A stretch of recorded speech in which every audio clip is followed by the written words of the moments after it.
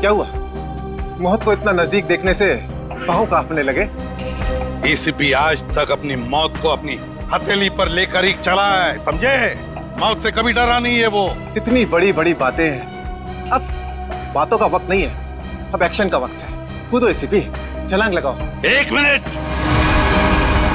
लेकिन तुम पर कैसे विश्वास कर सकता हूं कि मेरे कूदने के बाद तुम इन तीनों को छोड़ दोगे? तुम्हारे पास और कोई चारा भी नहीं। कूदो एसीपी।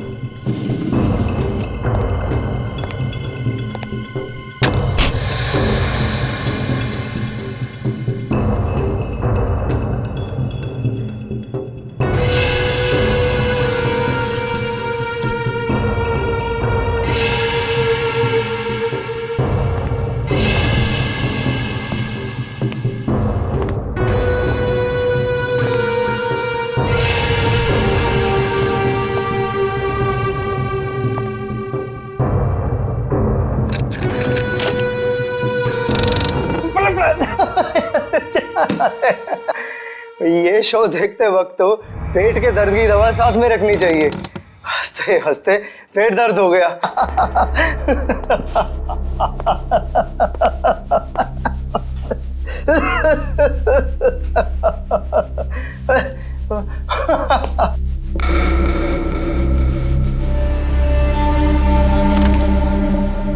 कौन है ये? प्रमोद, कौन है ये? बहुत खुशकिस्मत हो तुम। मौत से कुछ पल पहले इतनी हंसी और इतनी खुशी हर किसी को नसीब नहीं होती। कौन हो तुम? अंदर कैसे आए?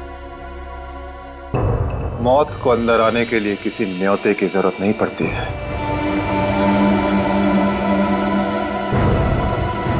ये क्या कर रहे हो? मैंने क्या बिगाड़ा तुम्हारा? तो रुक जरा, पुलिस को। Happy birthday Tarika. Thank you Shreya. Thank you. Many happy returns of the day. Thank you Siddharth. बहुत खूबसूरत फूल है। श्रेया की चॉइस है। हाँ वो तो है, श्रेया की चॉइस तो कभी गलत हो ही नहीं सकती। हाय सिद्धार्थ। हेलो। हाय श्रेया। हाय पूर्वी। काफी देर कर दी आने में। थोड़ा ट्रैफिक मिल गया रास्ते में। अरे फ्रेडी सर, ये गपागप खा रहे हो?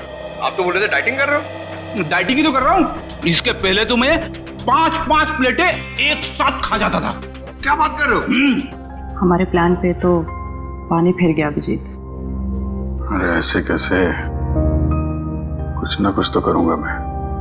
कैसे? हृदय, उस कमरे में तुम्हारा कोई वेट कर रहा है। मेरा वेट कर रहा है? हाँ। कौन? तुम जाओ तो सही। अरे जाओ।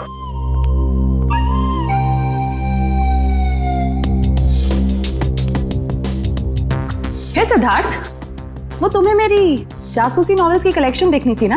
चलो दिखाती हूँ। चलो श्रेया। अरे कभी तो श्रेया को अकेले छोड़ो। ऐसी कोई बात नहीं है ना? चलो। इट्स ओके सिद्धार्थ, जाओ तो। चलो।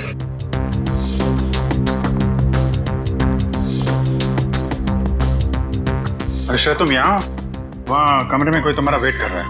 कौन? अरे जाओ देखो तो सही। अरे सर,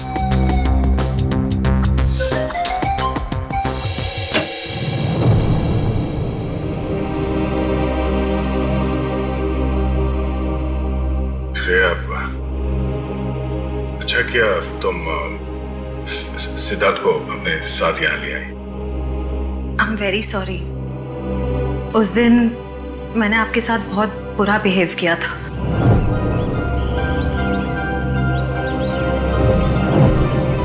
छोड़ो ना, मैं भूल गया हूँ, तुम भी भूल जाओ। काश भूल पाना इतना आसान होता। जिंदगी कितनी सिंपल हो जाती है। निश्चय ये यादें ही तो है जो उदास दिलों को जिंदगी जीने का हौसला देती है। अगर यादें ही ना हो तो जिंदगी कितनी बोरिंग हो जाएगी। तो क्या तुमने सिद्धार्थ से शादी करने का फैसला कर लिया? मेरा दिल कुछ और कह रहा है, दिमाग कुछ और। मैं जानता हूँ श्रेया, हमारे काम में हम दिल की नहीं दिमाग की सोचते हैं, मगर एक बार सीआईडी ऑफिसर ने एक आम लड़की की तरह सोचो, दिल का इस्तेमाल करो, उसकी आवाज सुनो। मेरे दिल में तो एक ही इंसान का नाम गूंजता रहता है और वो नाम है श्रेया। सिद्धार्थ। सिद्धार्थ प्लीज, सिद्धार्थ मेरी बात तो सुनो प्लीज। अब सुनने को बाकी क्या रह गया? पूरी हकीकत मैंने अपनी आंखों से देख ली। तुम दया से प्यार करती हो ना?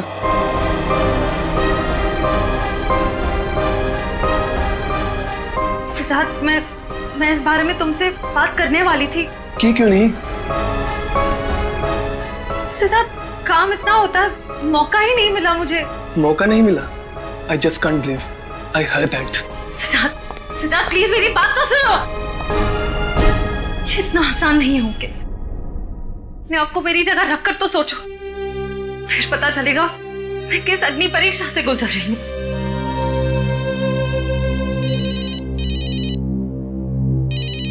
हेलो, कौन? सर, दोनों पति पत्नी थे, प्रमोद और शांति। सर, हमने कभी सपने में भी नहीं सोचा था कि हमारे होटल में ऐसा कुछ होगा। एक मिनट, आप बाहर खड़े रहिए।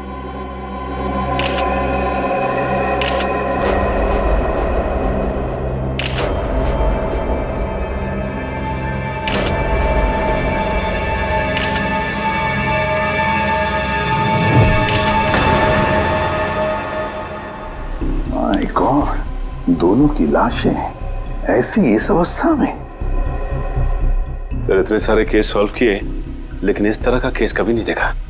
सर, लगता है ये दोनों खूनी से विनती कर रहे थे कि वो इन्हें छोड़ दे, मगर खूनी ने जरा भी दया नहीं दिखाई। नहीं फ्रेडी, लगता है खूनी ने पहले इन दोनों को मारा और फिर यहाँ लाकर बिठा दिया, हाथ पैर बांध दिए। जिस तरह से इन दोनों को बिठाया कुर्सी में, लगता है खूनी हमसे कुछ कहना चाहता है। ये देखो, कम से कम 6-7 वार तो किए इस बेचारी पर।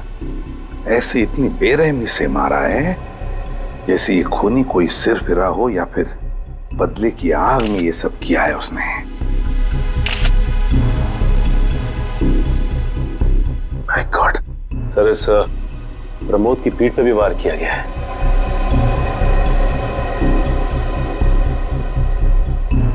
क्या हुआ? सर, इसकी सांसें चल रही है, जिंदा ही। प्रमोद जिंदा है? तुम्हें जल्दी से इसे हॉस्पिटल ले जाओ, इसका जिंदा रहना बहुत जरूरी है। संभाल के। चल। आजा।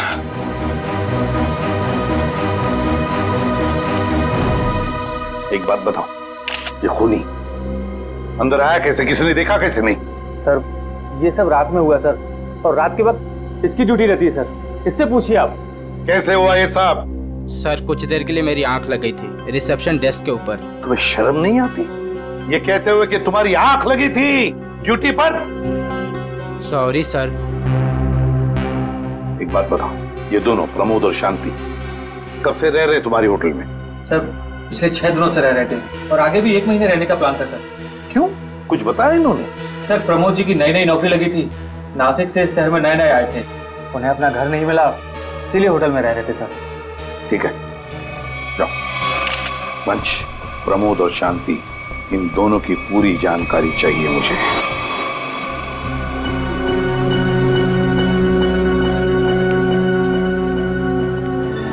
हाँ सचिन, ये प्रमोद कैसा है? सर, डॉक्टर ने ऑपरेशन शुरू कर दिया है, थोड़ी देर में पता चल जाएगा सर। लगता है सचिन, ये खूनी शांति को ही मारने आया था, प्रमोद को नहीं। देखो ना, उसने प्रमोद पर सिर्फ एक ही वार किया और फिर देखा तक नहीं कि वो जिंदा है या मर गया।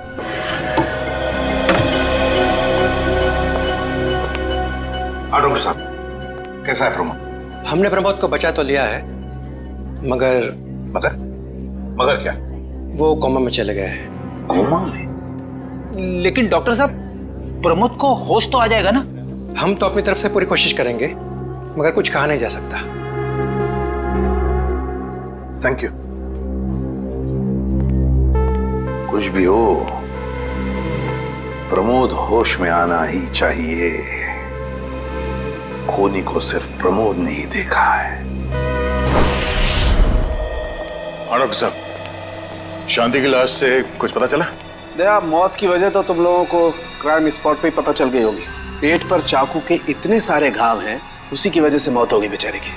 हाँ, वो तो हमें पता चल गया था। उसके अलावा कुछ और? हाँ, एक खास बात। 2 महीने पहले इसका किडनी का ऑपरेशन हुआ था। ये देखो, इसमें फोटो है। किडनी का ऑपरेशन? वंश, पता करो शहर के किस हॉस्पिटल में शांति के किडनी का ऑपरेशन हुआ था। जैसे? और सर, वो क्राइम सीन पे जो खून मिला था वो शांति और प्रमोद का ही है। खूनी ने खून करने से पहले एक एक कदम फूंक फूंक कर रखा है।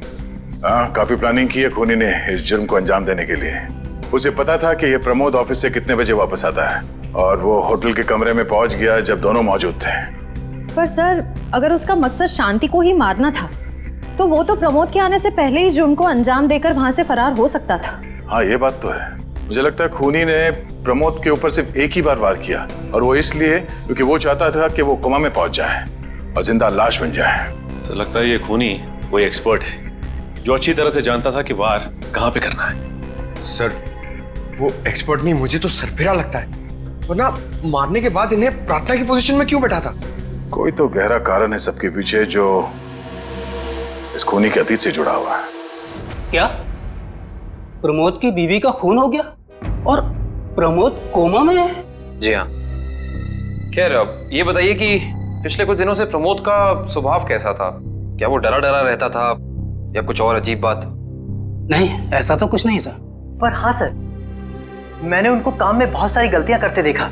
साफ साफ बताइए, प्रमोद किस तरह की गलतियां कर रहा था? बेसिक अकाउंटिंग की गलतियां।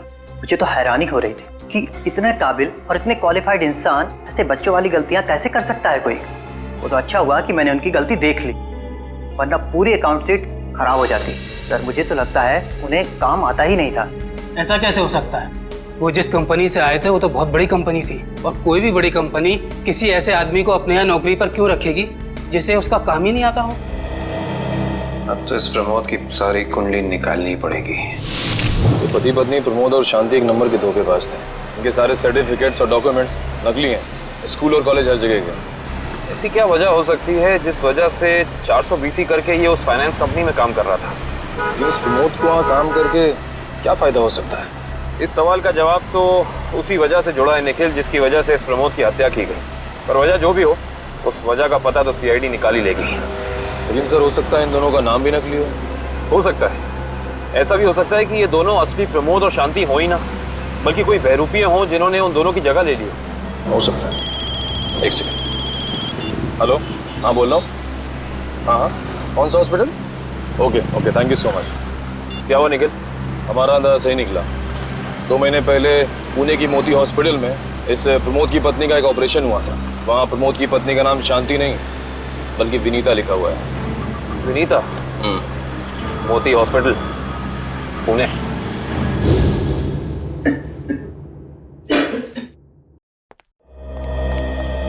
एक्सक्यूज मी, एक वक्त पे सिर्फ एक ही मरीज अंदर आएगा?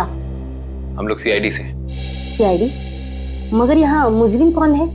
इसी की तलाश है हमें। एक्चुअली आपके हॉस्पिटल में 2 महीने पहले एक ऑपरेशन हुआ था, उसी के बारे में कुछ जानकारी चाहिए हमें। किसका ऑपरेशन?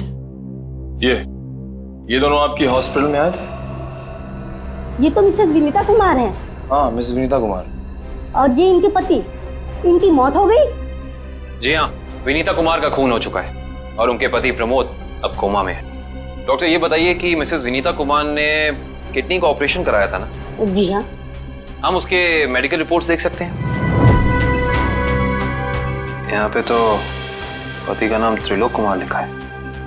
मतलब त्रिलोक बन गया प्रमोद और विनीता बन गई शांति।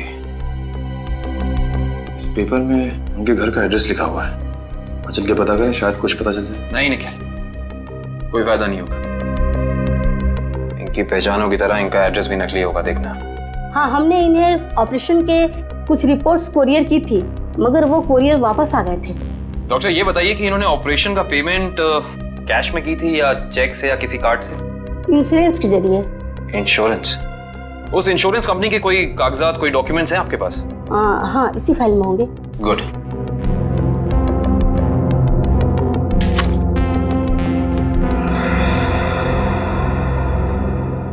Base health insurance. अंकित, सभी अकाउंट्स और सभी खाते अच्छी तरह से बंद हो जाने चाहिए। कल शाम 5 बजे तक ऑडिटर आ जाएगा। हो जाएगा सर। कभी सपने में भी नहीं सोचा था कि हमारी कंपनी का अंत इतना बुरा होगा। ये किस अंत की बात कर रहे हैं आप लोग? जरा विस्तार से समझाइए। अगर आप अपने पैसे वापस लेने आए हैं तो भूल जाइए, क्योंकि जब तक अदालत अपना फैसला नहीं सुना देती तब तक हम किसी के रुपए वापस नहीं कर पाएंगे। पैसे वापस लेने नहीं, इंसाफ करने आए हैं हम लोग सीआईडी से। ओह, तो हमारी शिकायत सीआईडी वालों तक भी पहुंच गई है। शिकायत? ऐसा क्या कर दिया आपकी इस कंपनी ने? हमारी कंपनी ने नहीं, उस त्रिलोक ने आसमान की तरफ प्रगति करती हुई हमारी कंपनी के नाम को रातों रात मिट्टी में मिला दिया और हमें दिवालिया कर दिया उसने। त्रिलोक? एक सेकंड, आप इस त्रिलोक की बात तो नहीं कर रहे? हाँ, यही तो है वो। पर इसे क्या हुआ? किसी ने इसकी जान लेने की कोशिश की है, फिलहाल ये कोमा में।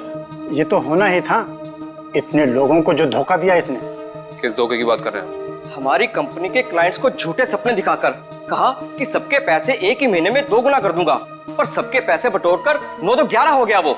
और क्लाइंट हमारी कंपनी से पैसे वापस मांग रहे हैं। बैंकक्रप्ट हो गया।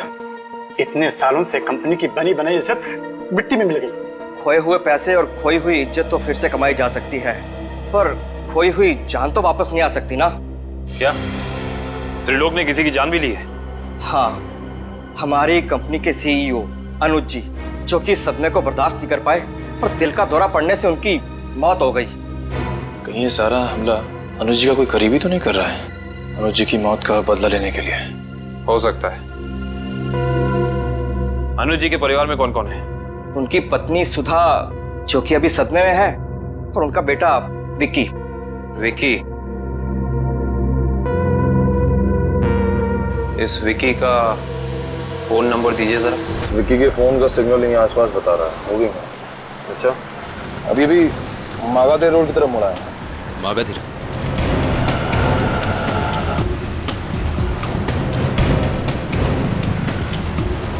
देखो सिग्नल, कुछ पता चला? एक मिनट, क्या हुआ? इस विक्की के फोन का सिग्नल यहीं आसपास बता रहा है। कहीं विक्की इस बाइक पे तो नहीं? हाँ सर, हो सकता है ये विक्की है।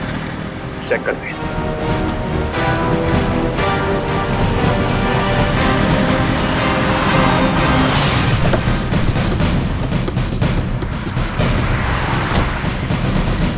सुनो भाई साहब, तुम ही विक्की हो?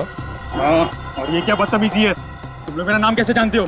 तुम्हारा नाम और तुम्हारे सारे कारनामों के बारे में जानते हैं हम। सीआईडी। सीआईडी? इस शहर में क्या कर रहा है? हाँ? कुछ काम था, और तुम लोग मेरा पीछा क्यों कर रहे हो? बकवास बंद कर। दो खून करके भाग रहा हो, कह रहा है सीआईडी पीछा क्यों कर रही है? मैंने कोई खून नहीं किया है। अच्छा, त्रिलोक और विनीता का खून नहीं किया तुमने? What? त्रिलोक और विनीता मर चुके? ड्रामा बनकर अपना पूरा इतिहास है तेरा हमारे पास। उन दोनों ने तुमसे तुम्हारे पिता को छीना, उसका बदला लेने के लिए तुम यहाँ आए हो उनके पीछे। हाँ, मैं बदला लेने जरूर आया था, पर मैंने उनका खून नहीं किया। देख, सच बोल दे, समझा? नहीं अपनी शक्ल नहीं पहचान पाएगा। मैं सच कह रहा हूँ। मैंने किसी तरह उनके बारे में पता किया। मैं उनके होटल भी गया था, मगर जैसे मैं उनके कमरे की तरफ जा रहा था, मैंने उनके कमरे में एक आदमी को जाते हुए देखा। कौन सा आदमी था वो? उसके चेहरे को ठीक से देख नहीं पाया मैं। तुम्हें जो भी याद है, जितना भी याद है, साफ साफ बताओ। कद लगभग 6 फीट, ओवरकोट पहना हुआ था उसने, और उसके बाल लंबे थे, यहाँ तक। हाँ, और उसने एलिगेटर शूज पहने हुए थे। Alligator shoes? हेलो, एक और खून?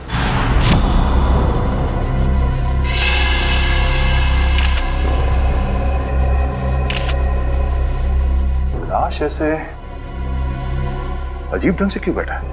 कमाल है सर, पिछले वाले केस में खूनी ने उन दोनों को होटल में चाकू मारकर प्रार्थना वाली पोजीशन में बैठाया था, और इसे गोली मार के इस तरह से। लगता है दोनों का खूनी एक ही है। गोली सीधे माथे के बीचों बीच मारी है। अगर ये सीरियल किलर होता तो इसे भी चाकू से मारता सर, क्योंकि विनीता को उसने चाकू से मारा था, इसे तो गोली मारी। हाँ, मगर लाशों को ऐसे एक ही ढंग से बिठाना क्या दो अलग अलग खूनी करेंगे? मुझे लगता है दोनों का खूनी एक ही है। और जिस वक्त इस तिग्मांशु का खून हुआ, लगता है खाना खाने ही वाला था।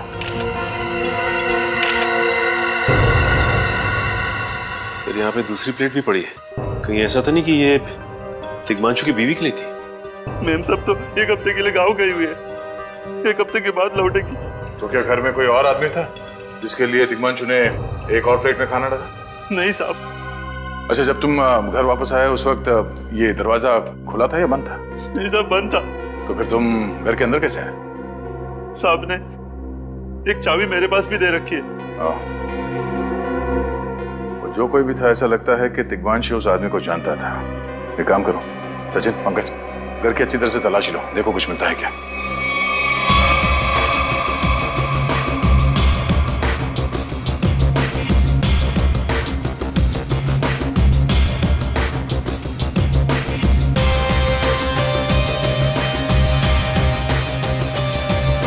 साहब। हाँ सचिन। सचिन, ये देखिए सर, यहाँ से शीशा निकाला गया है, चिटकनी खोली गई है और यहाँ से बाहर जाने का रास्ता भी है। मतलब कोई अंदर यहाँ इस खिड़की से आया था? सर, लेकिन इस घर में तो सेफ्टी अलार्म भी है सर। अगर यहाँ से कोई अंदर आया है तो सेफ्टी अलार्म बजना चाहिए था और सिक्योरिटी गार्ड को भी अंदर आना चाहिए था। अब इसका जवाब तो सिक्योरिटी गार्ड ही देगा।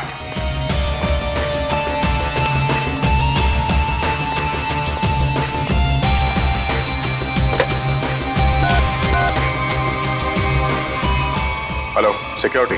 अच्छा, आज दोपहर को तिग्मांशु जी के घर से अलार्म बजा था? बजा था। तो फिर आप चेक करने के लिए उनके घर पे क्यों नहीं आए? ओ आई सी, पिछले हफ्ते भी? ठीक है, थैंक यू। क्या बोला सर ये सिक्योरिटी वाला? सिक्योरिटी का कहना है कि अलार्म बजा था और उन लोगों ने घर में फोन भी किया, तो तिग्मांशु जी ने कहा कि गलती से अलार्म बज गया, इसलिए वो लोग ऊपर नहीं आए। सर, हो सकता है तिग्मांशु ने मजबूरी में कहा हो, खूनी ने उसके सर पे गन तान दी हो। कुछ कह नहीं सकते।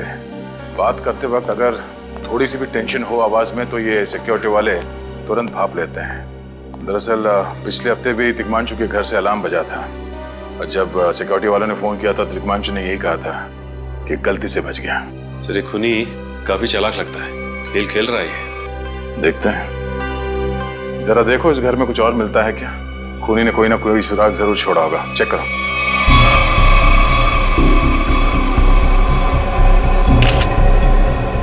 सर एक minute sir.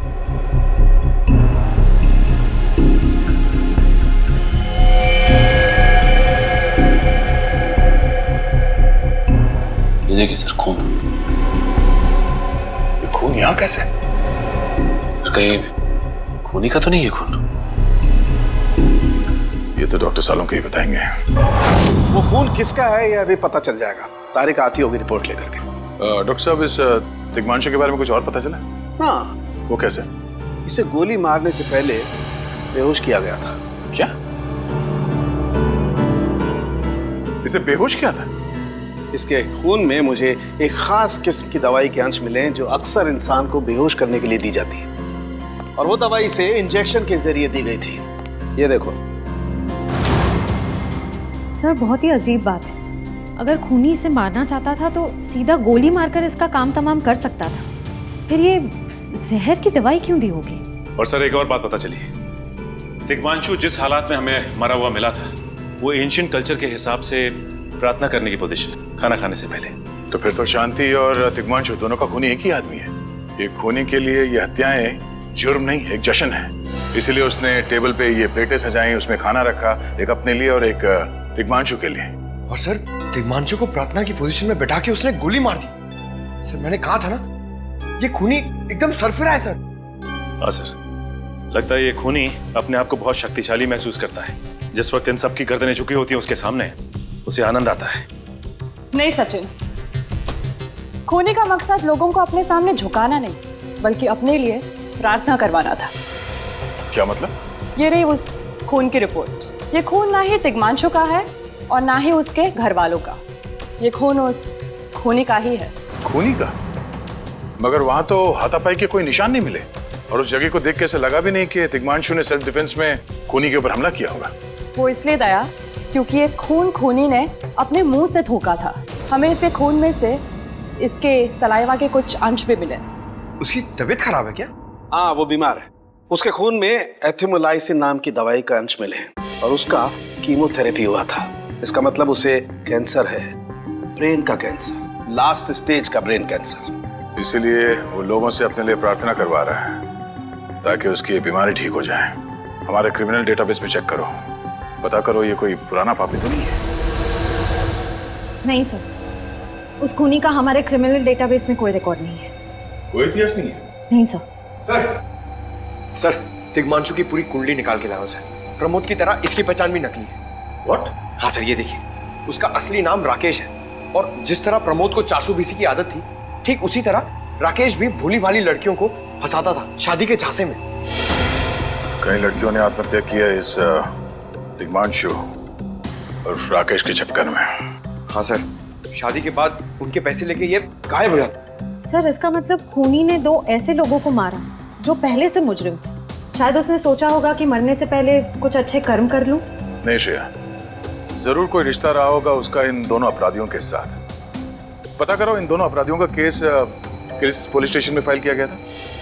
Sir, brain cancer के जितने भी पेशेंट्स हैं शहर में, उन सबकी लिस्ट मिल गई है सर। कुल मिला के ऐसे 50 पेशेंट्स हैं, जिसमें से 10 पेशेंट्स ऐसे हैं जो कैंसर की लास्ट स्टेज पे हैं। उनमें से 4 औरतें हैं, बचे 6। हाँ सर, और इन 6 में से 4 ऐसे हैं जो 70 साल से ऊपर के बुजुर्ग हैं। अब बचे 2, ये उदय और भानु। तुम इन दोनों से मिले? हाँ सर, ये उदय 6 महीने से हॉस्पिटल में है। और भानु? भानु सर 1 महीने से हैदराबाद में। ये कैसे हो सकता है सचिन? अगर वो मुजरिम इसी शहर में है तो कहीं ना उसका इलाज चल रहा होगा ना कहीं से वो दवाई खरीदता होगा। मांझी सर, इस शहर में जितने भी केमिस्ट है जहाँ पे ब्रेन कैंसर की दवाइयाँ बेची जाती है, उन सब की लिस्ट चाहिए मुझे। सब पता चल गया। त्रिलोक और राकेश दोनों के खिलाफ एक ही थाने में केसेस दर्ज किए गए थे, जगतपुरी थाने। इस केस का पूरा इतिहास जगतपुरी थाने से ही पता चलेगा। Excuse me. यस। आपकी दुकान पे ब्रेन कैंसर की दवाइयाँ बेची जाती हैं? जी हाँ, हमारी दुकान उन चुनिंदा दुकानों में से है जहाँ ये दवाई आपको मिलेगी। वैसे ये दवाइयाँ बहुत कम लोग खरीदते होंगे नहीं? जी, बहुत महंगी है एक्चुअली। अच्छा, जो लोग ये दवाइयाँ खरीदते हैं उनकी लिस्ट मिल सकती है हमें?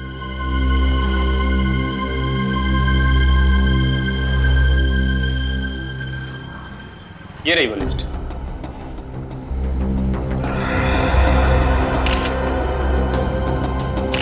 तपन, उदय और नितिन, ये तीनों लोग तो उस मरीज की लिस्ट में थे। अच्छा, आपको पूरा यकीन है कि इनके अलावा और कोई नहीं आता ये दवाई लेने के लिए? जी नहीं, लेकिन हो सकता है कोई गैर कानूनी तरीके से ये दवाई खरीद रहा हो। ये दवाइयाँ काफ़ी महंगी है ना, आम आदमी इसका खर्चा नहीं उठा सकता। अच्छा, आप किसी ऐसे आदमी को जानते हैं जो ये गैर कानूनी काम करता है?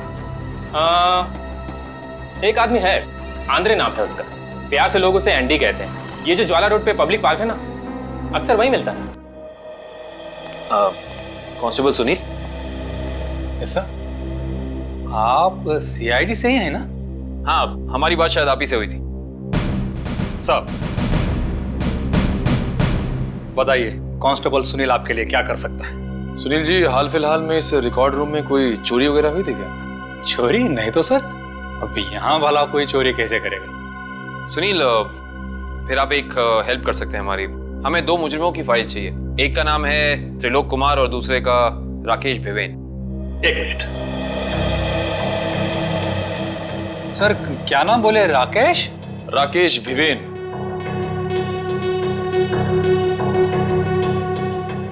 कमाल है, इसकी फाइल तो है नहीं यहाँ। अच्छा, वो दूसरा नाम क्या बोले? त्रिलोक? त्रिलोक कुमार। इसकी भी नहीं है? दोनों की फाइल्स नहीं। हाँ सर, लेकिन यहाँ पर चोरी की तो कोई घटना नहीं घटी। पता नहीं फाइलें गायब कैसे हो गई। सुनील, यहाँ याद करने की कोशिश करो, हाल ही में कोई दुर्घटना घटी थी क्या? पिछले महीने ऑफिस एरिया में आग लग गई थी, तो अच्छा हुआ फायर ब्रिगेड वाले जल्दी आ गए और हमारे रिकॉर्ड्स नष्ट नहीं हुए। जरूर ये आग भी जानबूझकर लगाई गई थी। आग लगने की वजह क्या थी? वो बताया गया कि मेन स्विच बोर्ड के अंदर शॉर्ट सर्किट हुआ था कोई इलेक्ट्रिशियन भी आया था काम करने के लिए? जरूर वहीं छेड़छाड़ की गई है। उस इलेक्ट्रिशियन का कोई आता, कोई पता, कोई कांटेक्ट है? दूसरे कांस्टेबल के पास था, लेकिन वो तो रिटायर होकर गांव चले गए। हाँ, कोई बात नहीं। सुनील, एक काम करिए, आप चेक करके बताइए कि और किन किन मुजरिमों की फाइल्स यहाँ से गायब हुई हैं। Okay sir. पता तो चले आखिर अगला शिकार है कौन इस अनोखे खूनी का। ये ले पैसे। अरे ये दवाइयाँ तो असली है ना। अरे अंकल जी, ये जो शक की बीमारी है ना, कैंसर से भी ज्यादा खतरनाक है। अगर आपको यकीन नहीं है कि ये दवाई असली है या नहीं, तो खुद जाकर दुकान से क्यों नहीं खरीद लेते? अरे तुम तो बुरा मान गए, मैं तो बस ऐसे ही पूछ रहा था, मेरा मतलब वो नहीं। जानते हो, इस तरह से दवाइयाँ बेचना और खरीदना दोनों गैर कानूनी है। बाकी तुम्हारा कोई फायदा नहीं है। मैंने सुना था कि सीआईडी बड़े बड़े केस हैंडल करता है। मैं तो छोटा मोटा चोर हूँ, जाने दो ना साहब। हाँ मिस्टर छोटे चोर, ये बताओ कि तुम्हारे पास से ये दवाइयाँ खरीदने के लिए कोई ऐसा आदमी आता था जो 6 फीट लंबा था और लंबे लंबे बाल थे उसके, और वो एलिगेटर वाले शूज पहनता था? हाँ, वही जो आगे से नुकीला होता है। हाँ, आया था चिराग। आप लोग चिराग को ढूंढ रहे हो? हाँ। कहाँ मिलेगा ये चिराग? चिराग? लगता है चिराग घर पर नहीं है। कमरे अच्छी तरह से चेक करो, देखो कुछ मिलता है क्या। पंकज, कंप्यूटर चेक करो।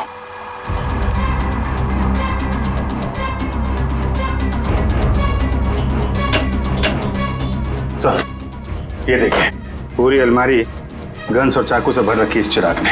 My God.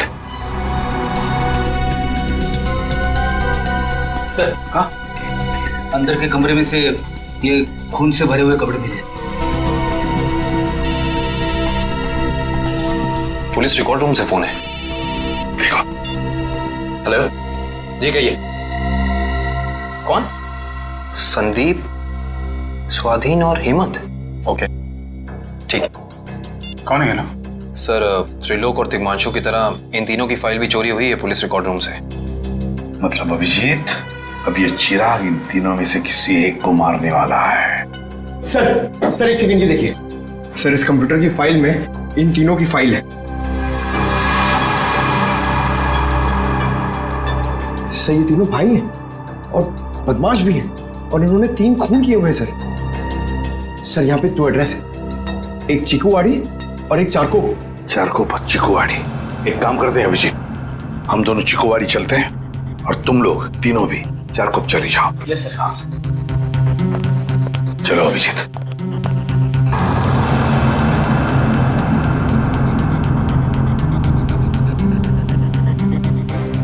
क्या हुआ सर?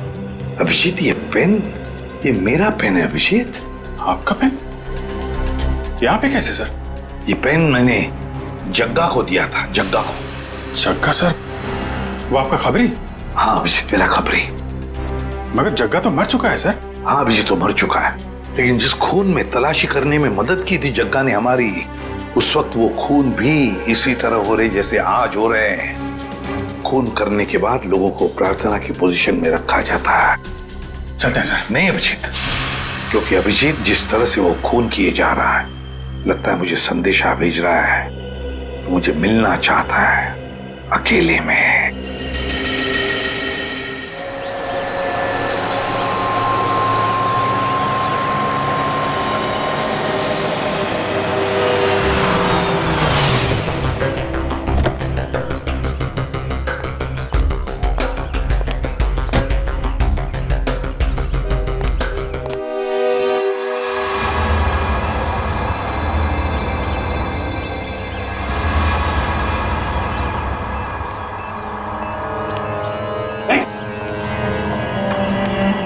प्लीज हमें बचा लीजिए, किसी तरह हमें मार डालेगा।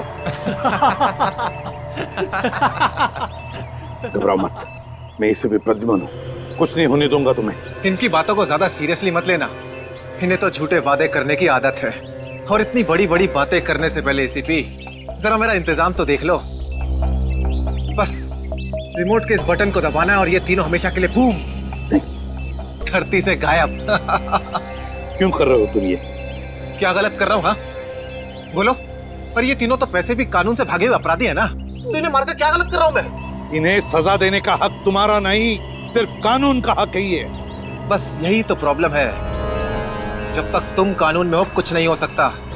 क्या क्या चाहते हो तुम मुझसे? पहले अपनी ये गन मुझे दो। एसीपी, मुझे अपनी गन दो, वरना मैं ये रिमोट दबा दूंगा। एसीपी, मैं 3 तक गिनूंगा। 1 2 3। नहीं,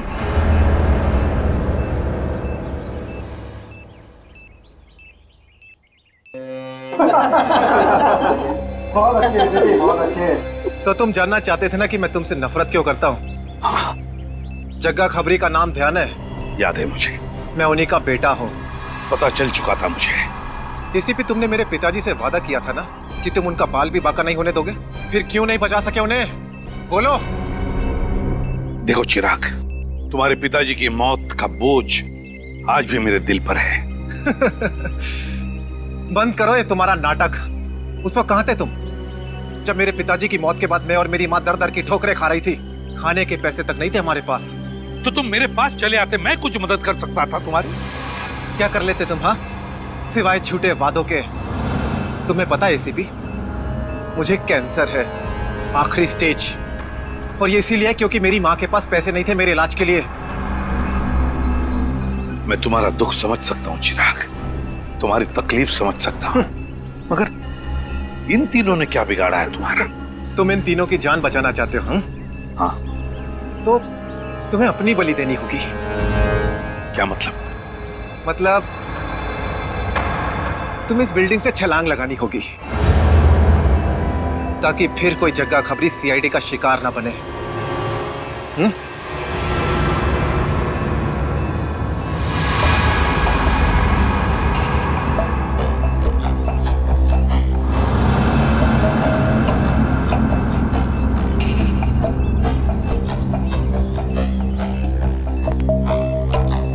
ठीक है, मंजूर है।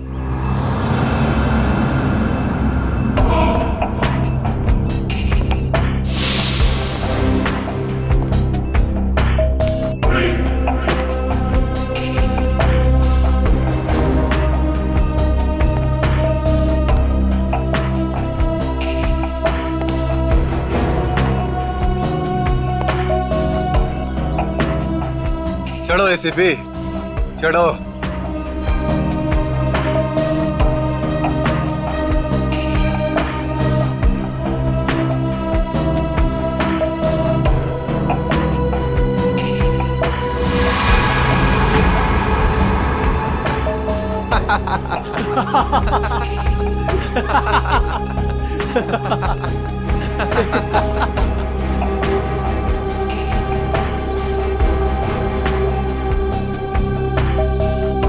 ऊपर जाकर मेरे पिताजी से माफी जरूर मांग लेना।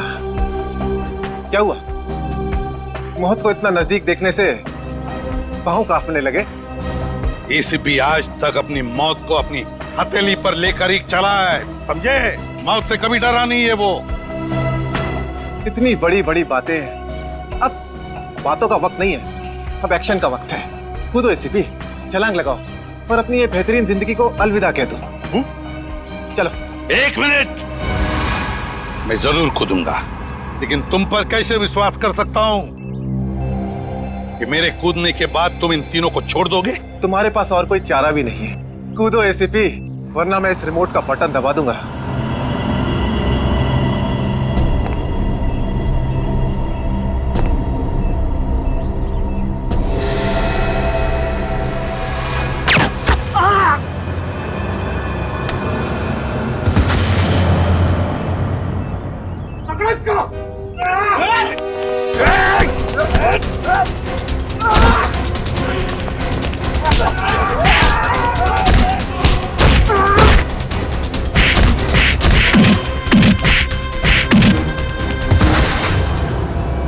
बस मिस्टर चिराग, बहुत चला लिया न्याय की अदालत।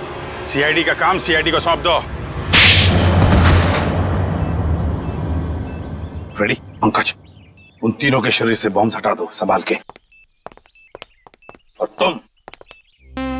तुम मेरे दोस्त, मेरा खबरी जग्गा के बेटे लगते ही नहीं, उस बेचारे ने तो अपनी जान कुर्बान की हमारी मदद करने में, कानून की मदद करने में।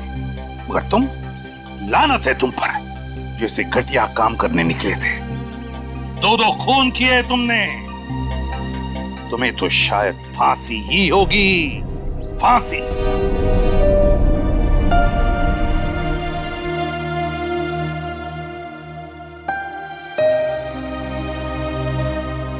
बड़े बुजुर्ग कह गए कि अगर कोई चिंता सताए तो उस चिंता को अपने कलेजे के अंदर अंगार बनने नहीं देना चाहिए। कलेजा जल जाता है। मुझे कोई चिंता नहीं सता रही है।